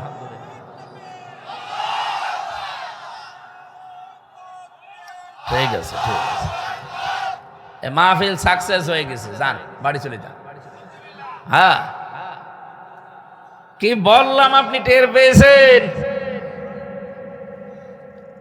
এমন দল বাংলাদেশে আজকে থেকে আর করা যাবে না, এই দলে আল্লাহর নাম নেওয়া যায় না। ওই যে যারা তাকবীর দিতে গেলে মাইক কেড়ে ভুয়া ভুয়া স্লোগান দিল, এই দলে থাকা যাবে, সে যারাই হোক। এটা তো এখন কেবল আমি বানিয়ে বলছি নাকি? অভাবনাবাসী, ভাবনা ছাড়া ইসলাম মেনে চলেন আপনারা। ভালো করে শোনেন, নবীজিকে এই ঝঞ্ঝা বিক্ষুব্ধ পৃথিবীতে, অশান্তির পৃথিবীতে 53 বছর বয়সে নবীজিকে আল্লাহ নিয়েছিলেন তার কাছে। এ রজব মাসের কয়েকটা শিক্ষা এখনো বাকি আছে। যেহেতু এই দুনিয়ায় যত ধর্ম এখন আছে, আল্লাহর কাছে মনোনীত ধর্মের নাম ইসলাম, সুতরাং ইসলামের বাইরে আপনি যেতে পারবেন না, এটাই রজব মাসের শিক্ষা। এরপরেও যদি চলে যান, অন্য কোনো নিয়ম নীতি মানতে চান, আপনার রজব মাসের আমল হচ্ছে না। আমল মানে কি জানো? কাজ। আমল মানে রজব মাসের যে কাজ কারবার, তার ভেতরে এই সিদ্ধান্তে উপনীত হওয়া যে দিন আল্লাহর কাছে একটা ইসলাম, ইসলাম বাদে আমি অন্য কিছু মানি না, মানবো, মানি না, মানবো। আর একবার বলেন, মানি না, মানবো না। আল্লাহ পাক বলেন 3 নম্বরে, ফালা তাযলিমু ফীহিন্না আনফুসাকুম, নিজেদের উপরে জুলুম করবা না। এই যে তাযলিমু আনফুসাকুম, নিজেদের উপরে জুলুম করা মানে গোনা যা করছো সেদ কেটে দাও। এই মুহূর্তে নিজেদের জীবনকে কন্ট্রোলে নিয়ে আসো। গোনা আমি করছি, আমি আর করব না। হযরতে আবু হুরায়রা যে হাদিস বললাম, ইন্নাল আবদা ইযা আযনাবা যামবান কানাত নুকতাতুন সাওদাহু ফি কলবিহি, যখন আল্লাহর কোন বান্দা একটা অপরাধ করে, গোনা করে, তার অন্তরের ভেতরে আল্লাহ একটা কালি লাগিয়ে দেয়, একটা ফোঁটা দিয়ে দেয়। ফাইন তাবা ওয়া নাসাআ ওয়াস্তাগফারা ওয়া সুকিলা কলবুহু, লোকটা যখন তাওবা করে, ফিরে আসে, ইস্তেগফার করে, আল্লাহ বলেন ওই কালিটা আমি নিজেই মুছে দেই। আমি আবার বলছি, অন্যায় করলে অন্তরে কালিমা লাগিয়ে দেয় কে? বলেন বলেন। আল্লাহ নিজে একটা ফোঁটা দিয়ে দেয়। আর যখন আপনি তাওবা করবেন, ফিরে আসবেন ইস্তেগফারের মাধ্যমে, যে না আমি এই অপরাধ আর করব না, তখন ওই কালি আল্লাহ নিজে আর রাখেন না, নিজেই মুছে দেয়।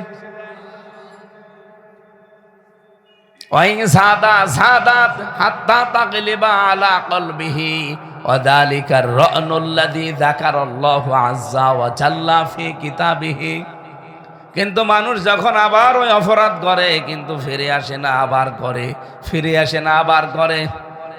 এ গোনা করতে করতে যখন আল্লাহ কালেমা দাগ দিতে দিতে পোড়া অন্তরটা কালো হয়ে যায়, তখন ওই লোকটার কাছে আর ভালো কাজও ভালো লাগে না, অন্যায় কাজও আর খারাপ লাগে না, তখন সব সমান মনে হয়।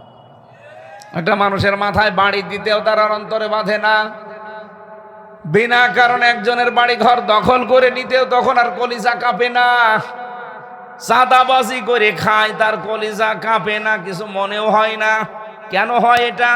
অন্তরে অপরাধ করতে করতে পুরা অন্তরটা আল্লাহ কালো বানিয়ে দিয়েছে। এ রজব মাসে আসেন না একটু আমরা থামি? অপরাধ আমাদের জীবনে নেই তা না, প্রত্যেকের জীবনে কম বেশি। রজব মাসের এই আমলটা আজকে থেকে আমরা আরম্ভ করতে পারি না? থেমে যাবো আজকে থেকে। এরপরের আমল হচ্ছে ওয়াকাতিলুল মুশরিকিনা কাফাতান কামা ইউকাতিলুনাকুম কাফা। তোমরা লড়াই করবা রজব মাস আসলে, সংগ্রাম চালাবা মুশরিকদের বিরুদ্ধে, ওরা যেভাবে সমবেত হয়ে তোমাদের বিরুদ্ধে আন্দোলন সংগ্রাম যুদ্ধ চালাচ্ছে। ও বাংলার মুসলমানেরা, এইটাই আমার মূল শিক্ষা। আজকে এদিকে তাকান মুরব্বি, বসেন বসেন বসেন।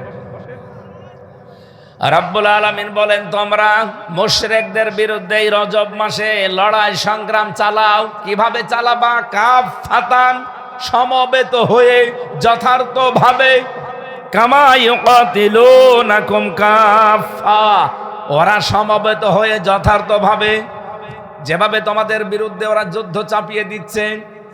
আজ তামাম পৃথিবীর সব মুশরিক দেখেন এক হয়ে গেছে, কিন্তু রজব মাসে এখনো আমরা মুসলমানেরা এক হতে পারলাম না। এ রজব মাস আসার পরে দেখছি মুসলমানদের ভেতরে আরো ফাটল ধরছে বেশি। কথা বলেন না কেন? ভারতে আজ পিটিয়ে মানুষ মেরে ফেলছে মুশরিকরা মুসলমানদের। শুধু বাড়ি বাংলাদেশে এই নামে মানুষ মেরে ফেলেছে ওরা, অথচ বাংলাদেশের মানুষ না, মানুষ ভারতের কলকাতায় বাড়ি, গিয়েছিল গুজরাটে, পিটিয়ে মেরে ফেলেছে। যে তোর বাড়ি বাংলাদেশ, তুই বাংলায় কথা বললি কেন? মুসলমানও না। চিন্তা করতে পারেন কি আশ্চর্য দেশ! তাম দুনিয়ার মুশরিকরা সব ঐক্যবদ্ধ হয়ে গেছে। আপনি কি মনে করছেন শুধু এই মোদি মুশরিক? না, পৃথিবীতে মুসলমান বাদে যত ধর্মের লোক আছে সব কোনো না কোনো ভাবে মুশরিক। এই কথা বলেন না কেন? ইহুদিরা মুশরিক, ওরা উজাইর আলাইহিস সালামকে আল্লাহর ছেলে মনে করে। ওয়াকালাতিল ইয়াহুদু উযাইরুন ইবনুল্লাহ ওয়াকালাতিন নাসারাল মাসীহ ইবনুল্লাহ।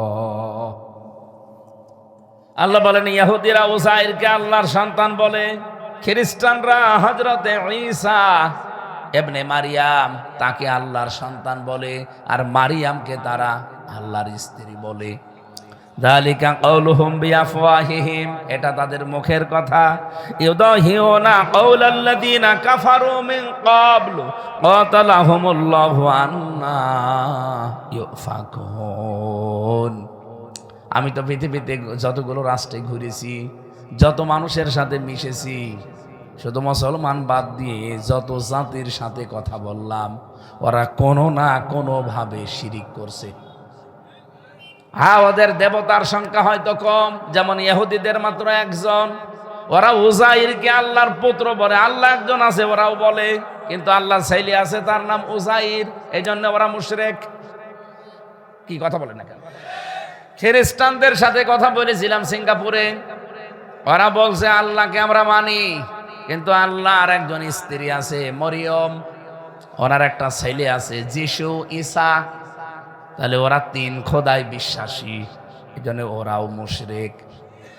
বৌদ্ধদের সাথে মিশবেন মায়ানমারে যে, ওরা গৌতম বৌদ্ধকে আল্লাহ মনে করে, আল্লাহর পুত্র মনে করে কেউ কেউ। মুশরিক যারা হিন্দু, এদের তো আর দেবতার অভাব নেই, 33 কোটি। ওদের কোন হিন্দুকে যদি বলেন ভাই আপনার দেবতার একটা করে নাম বলেন, তো কিয়ামতের আগে বলতে পারবে না, 5-7টা হয়তো বলতে পারবে। এরা আবার এক কাটি উপরে। আমি এক কলেজের অধ্যাপককে একবার প্রশ্ন দিয়েছিলাম তার বিবেকের কাছে, সাধারণ হিন্দুরা নাই, আল্লাহ বাদ দিয়ে অন্যের কাছে হাত জোড় করে করুক, আমি কিছু বলি না। আপনি একজন বিসিএস ক্যাডার, আপনার জ্ঞান নেই, আপনি নিজেই মাটি দিয়ে বানিয়ে রং চং করেন, বিউটিফাই করে নিজেই হাত জোড় করেন, কি আপনার বিবেকে কি বলে?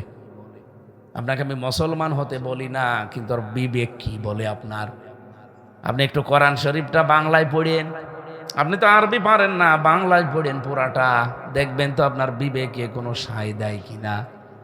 3 মাস পর একদিন কল দিয়ে বললাম, স্যার কি অবস্থা? আমারে বলছে, মাওলানা আমি মুসলমান হয়ে গেছি।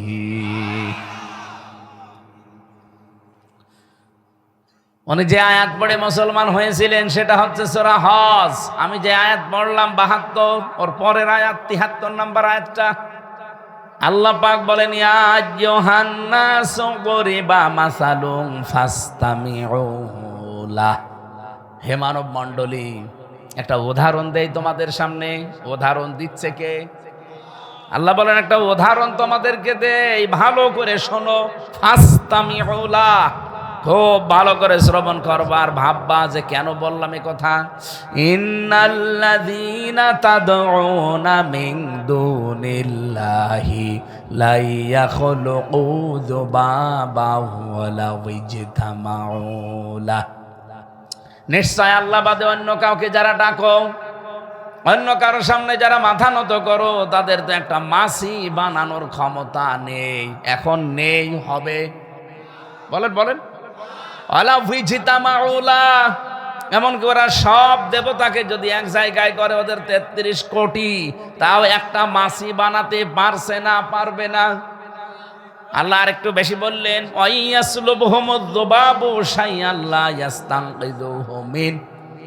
এমনকি যদি মাছি তাদের সামনে থেকে কোনো কিছু ছিনিয়ে নেয়, কেড়ে নেয়, আটকাতেও পারে না।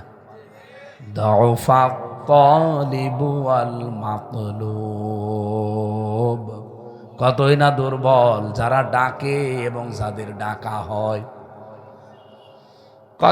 কলেজের ওই বিসিএস ক্যাডার স্যার আমারে বলছিল, মাওলানা এই আয়াতটা আমার বারবার অন্তরে ধাক্কা দিয়েছে যে দাউফাত তালিব ওয়াল মাতলুব, কতই না দুর্বল যারা ডাকে, তলেব ওয়াল মাতলুব যাদেরকে ডাকা হয়।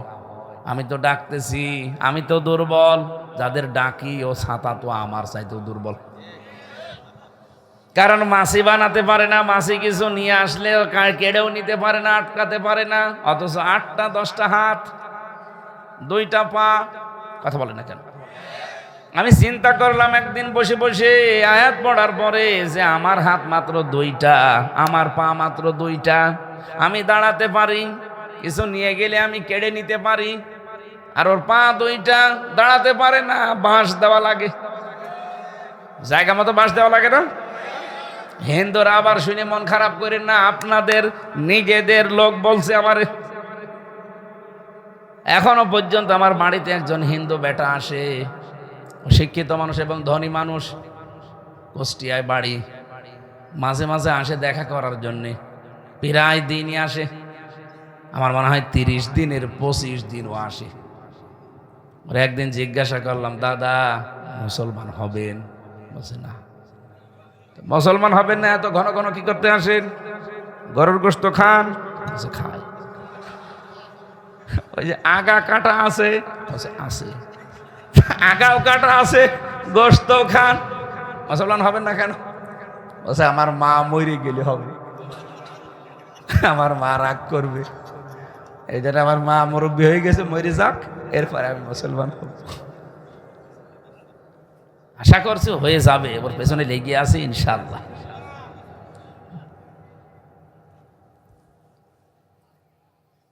স্যার আমাকে যেটা বোঝাতে চেয়েছে যে আমার 2টা হাত দিয়ে আমি ধরতে পারি, আর ওরা 10টা হাত ধরতে তো পারে না, কেউ কিছু ছিনিয়ে নিলে আটকাতে পারে না। কেন? আমি মানুষ, আমার বিবেকে কাজ করলো না, নিজের হাতে বানালাম না, আমি আর এ রাস্তায় নেই। এদের 33 কোটি এক জায়গায় হয়ে আল্লাহ বলেন একটা মাছি বানাতে সক্ষম। ওরা একটু যদি বিবেকটা খাটাতো, আমি তো বহু হিন্দুর সাথে ভারতে মিশেছি, কারণ আগে আমার এই দেশে কথা বলতে দিত না, অধিকাংশ সময় আমি ভারতে ছিলাম। প্রায় 15-16টা প্রদেশে আমি ঘুরেছি। এক একটা প্রদেশ বাংলাদেশের মতো, এরকম বিশাল বিশাল প্রদেশে ওই লাইনে তো পড়ে থাকতাম আগে। ওদের সাথে মিশে যেটা দেখলাম, হালকা যদি বিবেকটা একটু কাজে লাগাই, পৃথিবীতে হিন্দু ধর্ম ভুলে ধর্মই থাকার কথা না। পৃথিবীতে হিন্দু না, পৃথিবীর কোনো ধর্মই থাকবে না ইসলাম বাদ দিয়ে। খালি বিবেকটা হালকা যদি একটু কাজে লাগে আর কোরআনের কাছে যদি একটু আসে। ও বাংলার মুসলমানেরা, আজ ওরা ঐক্যবদ্ধ হয়ে সব মুশরিকরা যারাই শিরিক করে সব এখন এক জায়গায় হয়ে গেছে মুসলমান নিধন করার জন্যে। আর আমাদের ভেতরে ফাটল ধরাতে ওরা খুব গোপনে কাজ করে যাচ্ছে। আপনি এখন বাংলাদেশের দিকেও তাকান, একটা সুবর্ণ সুযোগ আল্লাহ তৈরি করে দিয়েছিল, একটা সম্ভাবনাও হয়েছে। এমন খপ্পরে অনেকেই পড়ে গেছে যে না, এদেশে আর ইসলাম লাগবে না। আমার তো মাঝে মাঝে এখন চিন্তা হয়, এবার যদি এই দেশে আমরা ইসলাম কায়েম করতে সত্যি না পারি, 154 বছরে তো আল্লাহ সুযোগ দিল, 154 বছর আর সুযোগ পাবেন না। পাশের দেশে মাত্র কয় কিলো দূরেই যদি ওরা পিটিয়ে মানুষ মেরে ফেলতে পারে, এই দেশ যদি রক্ষা করতে এবার না পারেন ইসলাম দিয়ে, আপনাকেও কালকে জয় শ্রীরাম বলাবে, যদি না বলেন পিটিয়ে মেরে ফেলবে। কার কাছে বিচার দেবেন? সেও তো মুশরিক। কি কথা বলেন না কেন? ইহুদিরা কি, খ্রিস্টানরা কি, বৌদ্ধরা কি, বিচার দেবেন কার কাছে? সবাই তো তারা এক। এই জন্য আল্লাহ কাতিলুল মুশরিকিনা কাফাতান দিয়েছেন। ওরা একেবারে যথাযথভাবে উঠে পড়ে লেগেছে। তোমাদের উচিত এই রজব মাসে ওদের বিরুদ্ধে লড়াই করা, সংগ্রাম করার জন্য এক হওয়া। আমি আবার বলছি, বাংলাদেশে যে আসন্ন সমীহ একেবারে সম্ভাবনা আল্লাহ তৈরি করে দিয়েছে, এটা যেন নষ্ট করে ফেলেন না। আগামীতে তাহলে ঈমান নিয়ে বেঁচে থাকাও কঠিন হয়ে পড়বে। আপনার প্রজন্ম যারা আসবে দুনিয়ায়, তারাও ঈমান আমল নিয়ে থাকতে পারবে না। আপনাকে বাধ্য করবে ঈমান হারা হতে। গরুর গোশত খেলে জবাই করে ফেলবে আপনাকে। আপনি কি মনে করছেন? ইসলাম না আসলে আপনি কি নিরাপদে থাকতে পারবেন? আপনার মাল নিরাপদে থাকবে না, আপনার সন্তান নিরাপদে থাকবে না, এমনকি ঈমান নিয়ে যে মরবেন সে গ্যারান্টিও নেই।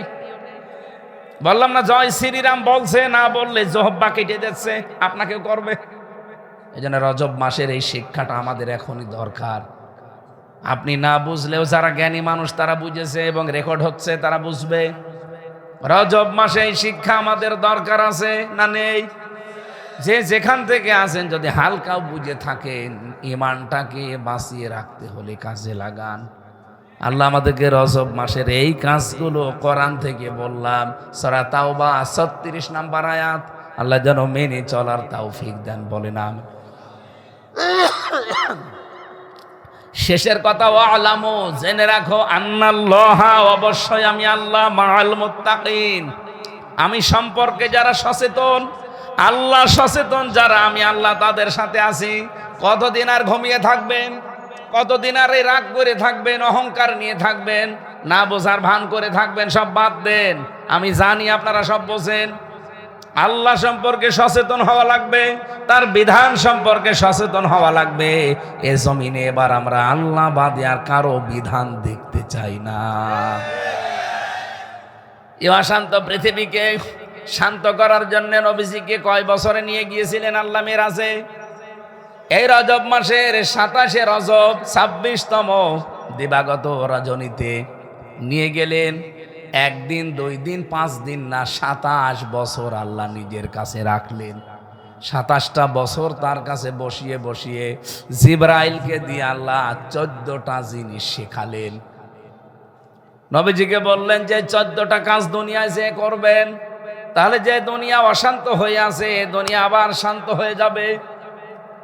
ও বাংলার মুসলমানেরা, রজব মাসে 27শে রজবে সবে মেরাজে, মেরাজের রজনীতে নবীজি যা প্রাপ্ত হয়েছিলেন ওইটা এখনো কোরআনে আছে না নেই? সূরা বানী ইসরাইলের 23 নম্বর আয়াত থেকে 38 নম্বর আয়াত পর্যন্ত আছে। রব্বুল আলামিন বলেন, হে নবী আপনি চলে যান, সব জিনিস আপনাকে দেখিয়েছি, এই 27টা বছর আমার কাছে রেখে রেখে আপনাকে শিখিয়েছি, চলে যান এবার। এই 14টা কাজ আপনি দুনিয়ায় যেয়ে করবেন।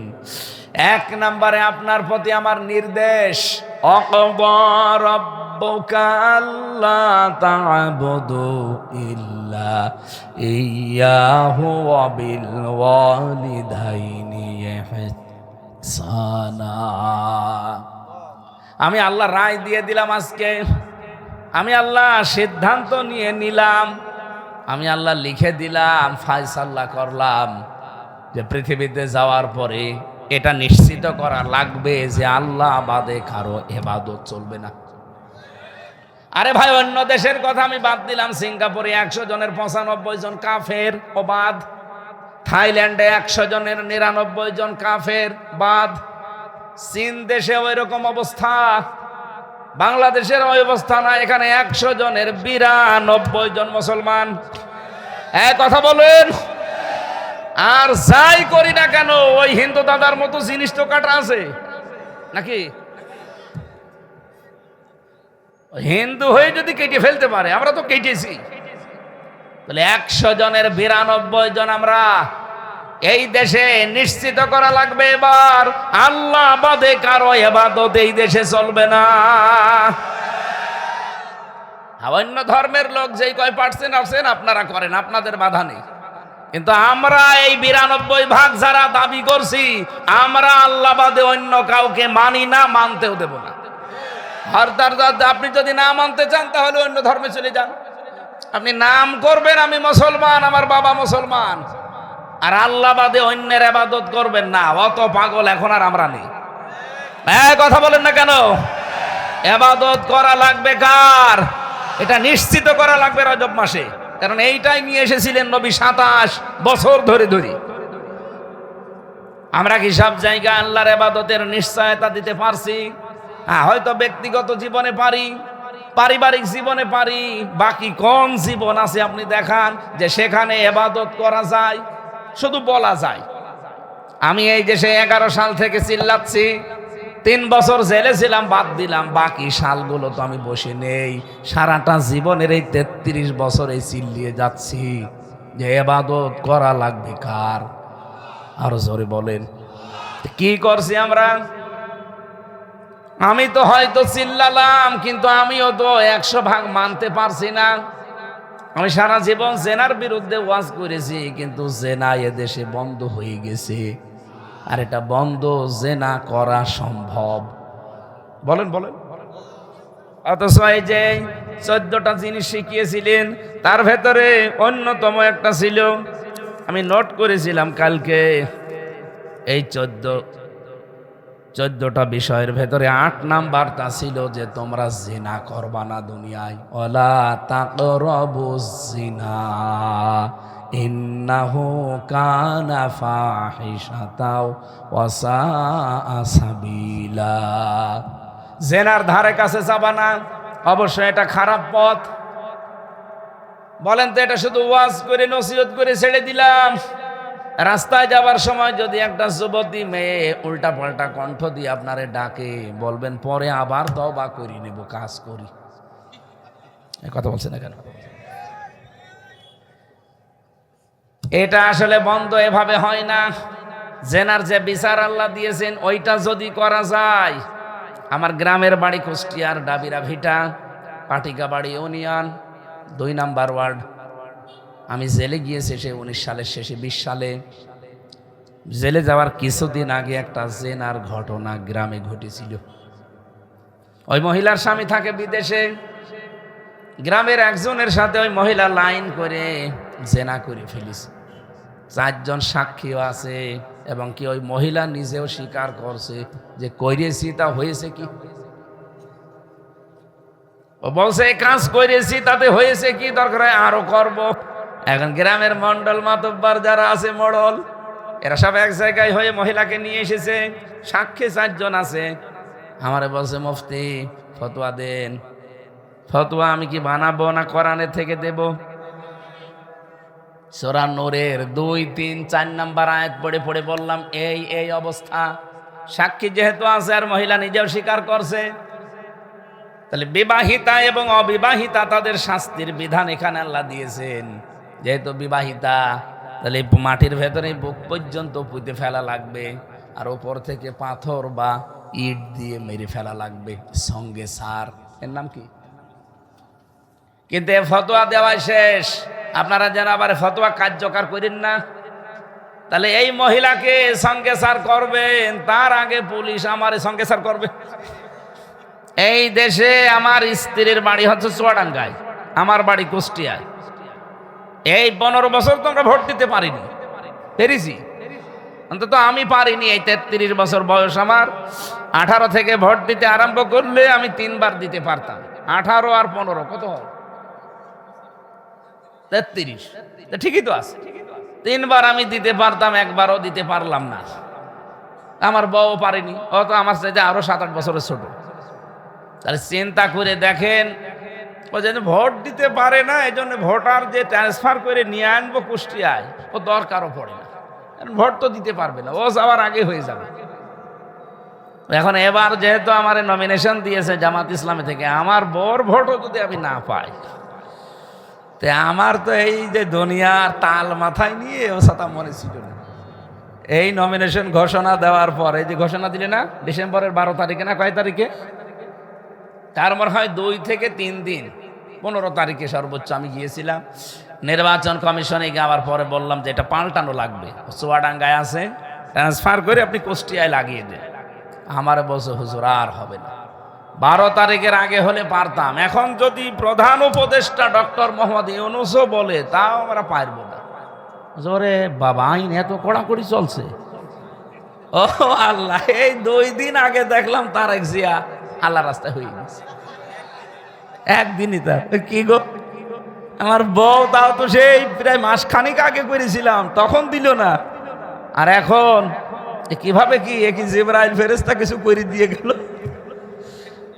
আইন কি সবার জন্য সমান না কম বেশি আছে? ওদেরকে বললাম যে সঙ্গে সার করবেন না, ফতোয়াই শেষ। 7 থেকে 8 দিন পরে পুলিশ আমার একটা মামলা দিয়ে ধরে নিয়ে গেল বাড়ি থেকে। 3 বছর পরে বের হলাম জেল থেকে, দেখি গ্রামের লোক 2 ভাগ। এক ভাগ আছে ওই মহিলার সাথে মিলেমিশে খায়, ওর স্বামী টাকা পাঠায়, খায় আর আল্লাহ আল্লাহ করে। আর এক ভাগ হয়ে গেছে, তারা নামাজ পড়ে, রোজা রাখে, এরা আর ওই লাইনে নেই। গ্রামের লোক যে সালাম দেওয়ার পরেও ওই এক ভাগ ওরা আসে না। আমার বলছে না আপনার সাথে কোনো কথা নেই, আপনার ওয়াজ আর শুনবো না। কি অপরাধ করলাম বলবেন তো? আমার বলছে খালি ফতোয়া দিতে পারো, কাজ করতে পারো না। ঠিক আছে, ফতোয়া দিয়ে কাজ করবো সে ক্ষমতা আমার হাতে আছে। এই জন্য এবার মাথায় গামছা বেঁধে নিয়ে গেছি যে ফতোয়াও দেব, দেখাবো। কথা বলেন না কেন? আমরা তো এই লাইনের লোকই ছিলাম না, আপনারা তো নিয়ে আসলেন। পাগলকে যদি বলা হয় যে নৌকা নাড়াবি না, ও বলে আমার মনে ছিল না। আমরা তো এই লাইনে ছিলাম, আমরা অবিখা ওয়াজ করে খেতাম। আর আপনি আমার জোর করে নিয়ে এসে রাগ ধরিয়ে দিলেন, খালি ফতোয়া দাও, কিছুই কার্যকর করতে পারো না। এবার কার্যকর করব। এবার এই কোরআন বুকে নিয়ে 151 জনকে পাঠান, যে না না এই দেশের মানুষের স্বপ্ন দোষ বন্ধ হয়ে যাবে ইনশাআল্লাহ।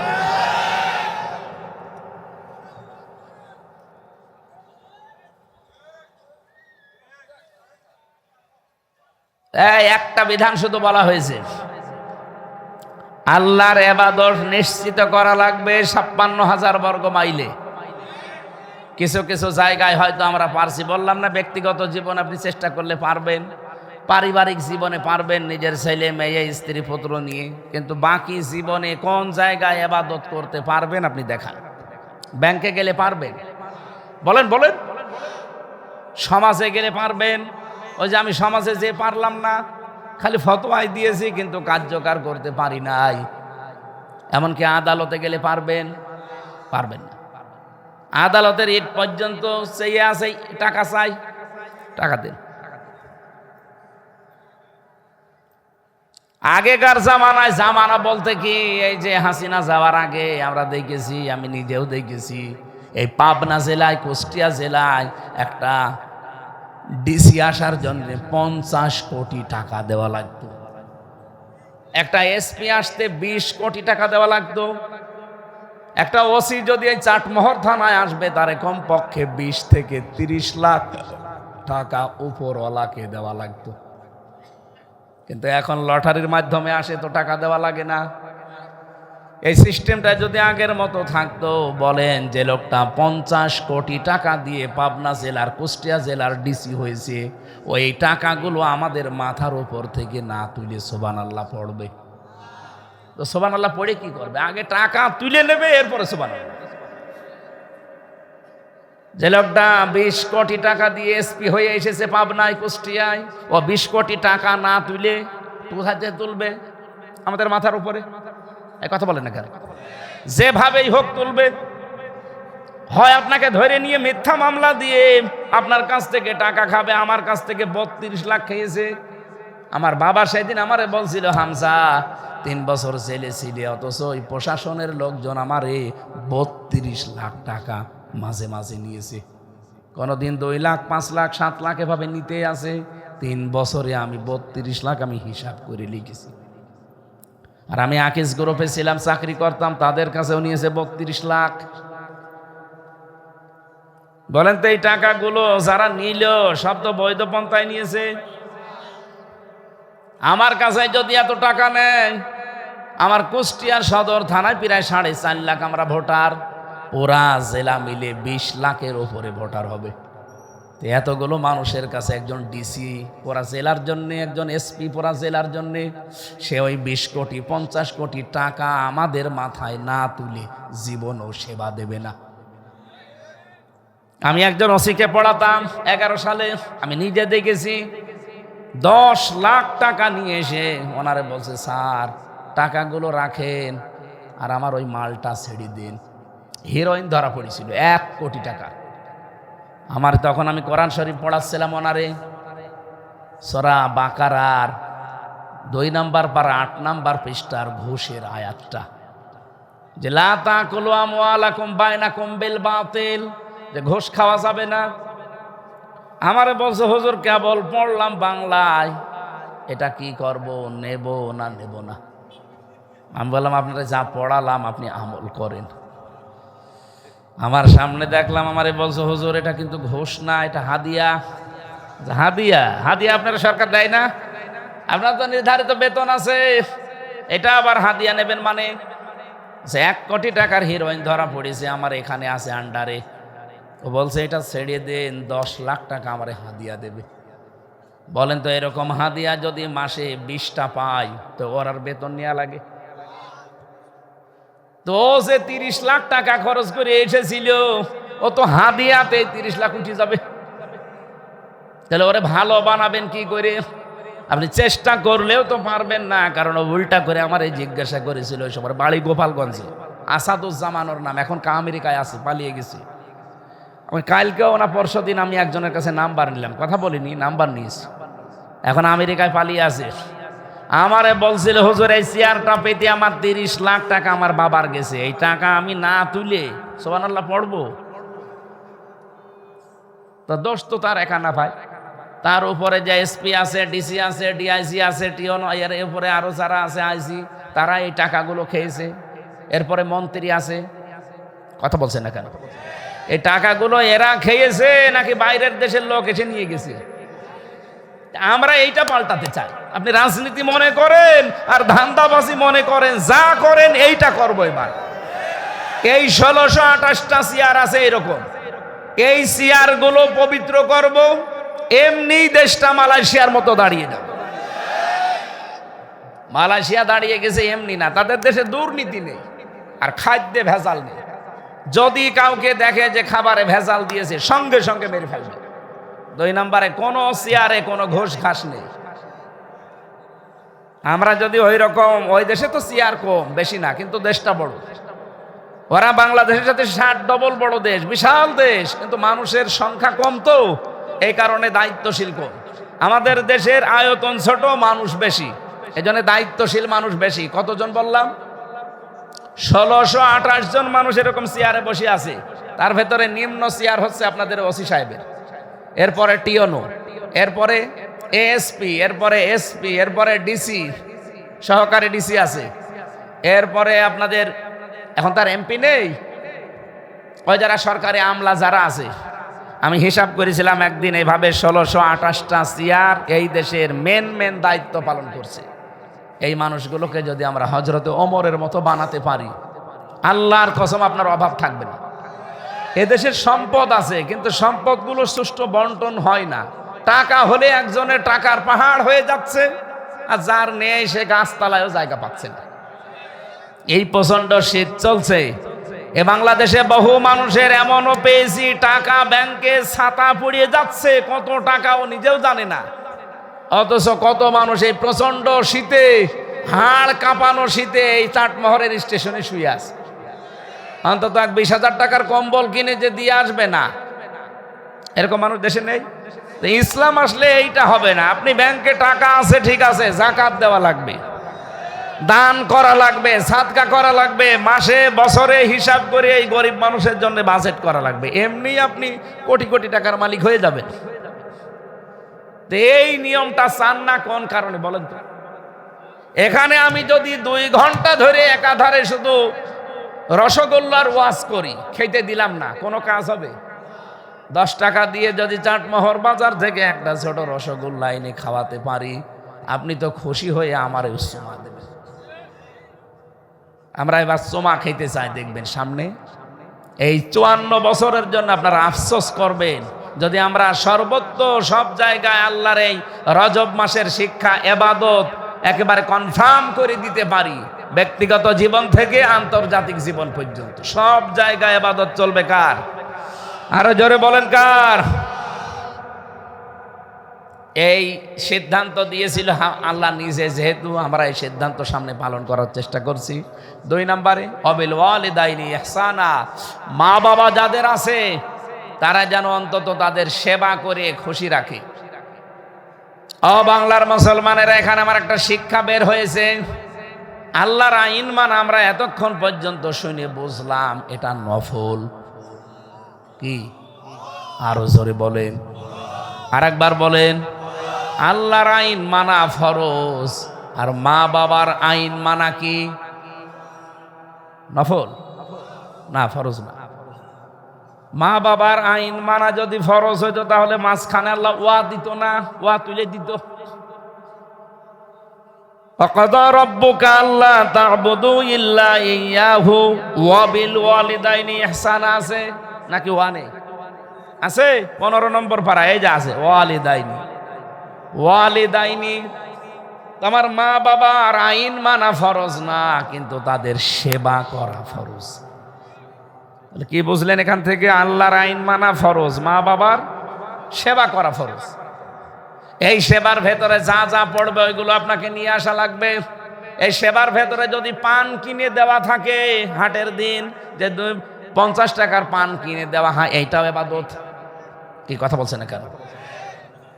মনে হয় যে 2 মাস পরে একটা স্যান্ডেল কিনে দেওয়া লাগবে 300 টাকা দিয়ে, এইটাও তার খেদমত, ইবাদত। কিন্তু আজ আমরা তাদের হকগুলো আদায় করতে পারছি না। এটাও যেহেতু আল্লাহর নির্দেশ, এই রজব মাসে এখানে আমরা 100টা সন্তানের প্রায় 90টা সন্তান মা বাবার হক আদায় করতে পারি না। এর পেছনে কারণ আমার বউ। বলেন বলেন, আরো জোরে বলেন। সম্মানিত মা বোন যারা এসেছেন, আমি জানি আপনাদের এবার মন খারাপ হয়ে গেল না, আমি আপনাকে বাঁচাতে চাই। আপনি কিন্তু এই ছোট কাজের কারণে জাহান্নামী হয়ে যাচ্ছেন। এই স্বামীটা তার মা বাবার জন্য, তার রক্তের সম্পর্ক, তার ভাই, তার বোন, তার ফুফু, তার চাচা, এগুলোর সাথে সঠিক সম্পর্ক রাখতে গিয়ে আপনার মন পাওয়া যায় না। আপনি শুধু গন্ডগোল করেন, উল্টাপাল্টা কথা বলেন, রাগ করে থাকেন। মেয়েদের একটা কমন দোষ হচ্ছে, ভালোই চলছে, হঠাৎ করে দেখবেন স্বামীর সাথে আর কথা বলে না। এরকম বউ আছে? কার হাত তোলেন তো? একজন। না না না, আমি আর কি মারার জন্য বলি নাই। বাস্তবে এরকম মহিলা আছে, একজন না বহু আছে। ও নাই, ঝামেলায় পড়েছে বলে হাত তুলেছে। সম্মানিত মা বোনেরা, নামাজ পড়েন, রোজা রাখেন, কালো বোরকা পরেন, এটা আমিও জানি। কিন্তু পারিবারিক জীবনে স্বামীর আনুগত্য করা নামাজ রোজার মতোই কি ফরজ। এইটার বেলায় আপনার খোঁজ নেই, তখন খালি খোঁটা দেন, উল্টাপাল্টা কথা বলেন। ওর যে হক আছে, হক আপনি আদায় করেন না।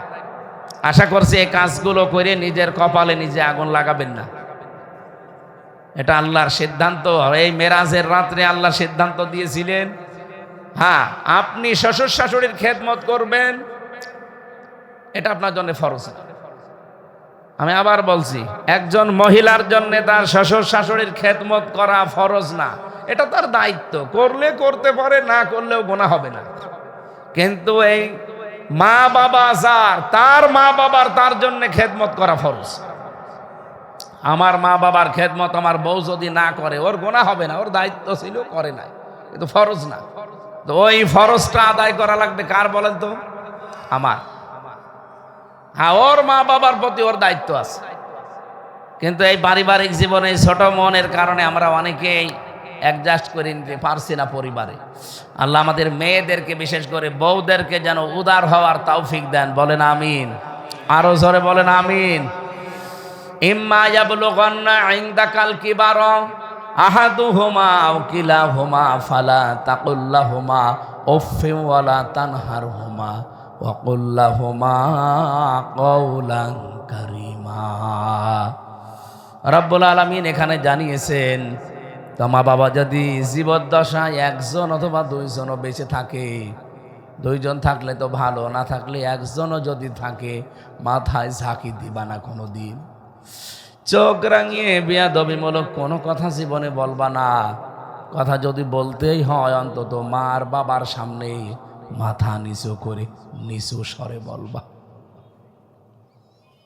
আমি পৃথিবীতে দেখেছি, মায়ের জন্য কেউ যদি 500 টাকা দেয়, 5000 টাকার দোয়া করে, আর পৃথিবীর অন্য মানুষকে 5000 টাকার টাকা দেবেন, 200 টাকার দোয়া করবে। অল্পে সন্তুষ্ট করা যায় এই দুনিয়াতে মা আর বাবাকে। আল্লাহ রাব্বুল আলামিন যাদের বেঁচে আছে মা বাবা, তাদের হক আদায় করার এই রজব মাস থেকেই তৌফিক দাও। বলেন আমিন। আখফিদ লাহুমা জানাহাদ দুল্লি মিনার রাহমা ওয়াকুর রাব্বিরহামহুমা কামা রাব্বায়ানি সাগীরা। রব্বুল আলামিন বলেন, আমার কাছে দোয়া করবি, রহমতের ডানার হাতটা বিছিয়ে দিবি মার বাবার জন্যে, আর বলবি, আল্লাহ ছোটবেলায় যেভাবে লালন পালন করেছিল, একটা সন্তান প্রতিপালন করা, ছেলে হোক আর মেয়ে হোক, এটা যে কত কঠিন আমি নিজে এখন টের পাচ্ছি। তাও তো আমারগুলো সব পূর্ণাঙ্গ, যাদের বিকলাঙ্গ সন্তান, কত যে কষ্ট একটা সন্তান প্রতিপালন করা, লালন পালন করা, সেই মার বাবা জানে। এটা বিশাল একটা পরীক্ষা তাদের জীবনে। আমার 3টা মেয়ে আল্লাহ দিয়েছে, 3টায় পূর্ণাঙ্গ, কোনো সমস্যা নেই, কিন্তু জ্বালায় তারা বেশি। ছোটটা যেভাবে জ্বালাতন করে, মাঝে মাঝে আমি ধৈর্য হারিয়ে ফেলি। আবার মনে হয়, না, আমি তো ছোটবেলায় এভাবে আমার মা বাবাকে জ্বালিয়েছিলাম। আল্লাহ আমাদেরকে রজব মাসে এই নিয়ম নীতিগুলো রসুলকে দিয়ে শিখিয়েছেন। আজকে থেকে একটু পালন করার চেষ্টা করছি। বলেন, একটা মার বাবা 5-6টা ভাই যদি থাকে, তারা তো কাড়াকাড়ি করবে যে মা আমার কাছে সব সময় থাকবে, বাবা আমার কাছে সব সময় থাকবে। কিন্তু আমরা দেখি পালাপালি করে খাওয়ায়। এগুলো করে কোনো সন্তান জীবনও চায় না, কিন্তু করে তার বউর জন্য বাধ্য হয়। এক কথা বলছেন না কেন? বউ মাঝে মাঝে তারা টিপস দেয় যে তুমি নাকি একা, আর কি তার ছেলে মেয়ে নেই? তোমার কাছে যদি 10 দিন থাকে, আরো 5 জন আছে, তাদের কাছেও 5 দিন করে থাক, 10 দিন করে পালা করে নাও, সবই আমাদের দেওয়া লাগবে। বহু মা আর বাবা এমন কন্দন করে মোবাইলে, আমার নিজেরই কান্না চলে আসে। এই মেয়েটার পেটে 5টা 7টা 10টা সন্তানের জায়গা হয়েছিল, অথচ এই বুড়িটার আজকে এই 10টা সন্তানের বাড়িতেও জায়গা হয় না, বৃদ্ধাশ্রমে রেখে আসে, অথবা আলাদা করে দেয়। কালকে একটা দৃশ্য দেখলাম, স্বামী আর স্ত্রী, তাদের 10টা ছেলে মেয়ে, 5টা মেয়ে 5টা ছেলে, মেয়ে 5টা বিয়ে হয়ে আর খোঁজ খবর রাখে না, ছেলে 5টা বিয়ে হয়ে আলাদা হয়ে গেছে। এই মুরব্বী 2 জনকে আলাদা করে দিয়েছে, জমি জায়গা যা ছিল উল্টাপাল্টা করে লিখে নিয়েছে। এখন এই 2 জনেই প্রায় 85 বছর বয়স হবে লোকটার, মেয়েটার বয়স 80 বছর হবে। 2 জন রাস্তায় দাঁড়িয়ে ভিক্ষা করছে। এদের এই 10টা সন্তান কি জবাব দেবে বলেন তো কিয়ামতে?